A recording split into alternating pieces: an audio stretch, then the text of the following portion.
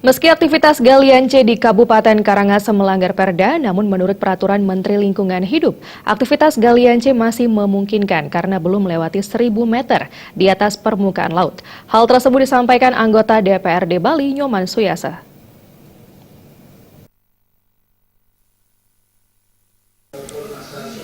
Aktivitas galian C di Sebudi Kabupaten Karangasem telah dihentikan.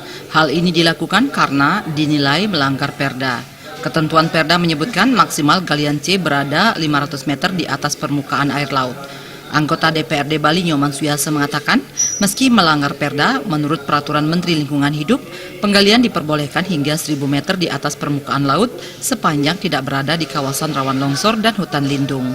Nyoman Suyasa menambahkan, setelah melakukan sidak ke lapangan beberapa waktu lalu, aktivitas galian masih mungkin dilakukan karena tanah asli belum ditemukan.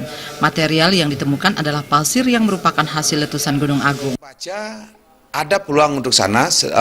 Kalau tidak salah ini Permen Lingkungan Hidup ada mengisarkan 1.000 meter DPL dari permukaan laut, sepanjang itu bukan satu hutan lindung, kedua tidak rawan longsor. Nah itu diperbolehkanlah ketinggiannya sampai 1.000. Nah kalau kita melihat di lapangan sekarang,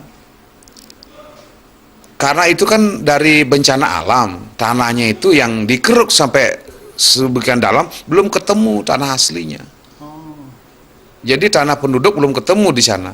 Artinya kan beda ini gininya, bahwa itu masih memungkinkan untuk digali begitu. Ya sebelum ketemu tanah asli, tanah penduduk yang... Ditutupnya galian C membuat ribuan masyarakat kehilangan mata pencaharian. Pemerintah kabupaten, provinsi, dan DPRD diminta mencari solusi terbaik untuk menyelesaikan persoalan galian C agar tidak berlarut-larut dan merugikan masyarakat. Suparyana, Bali TV.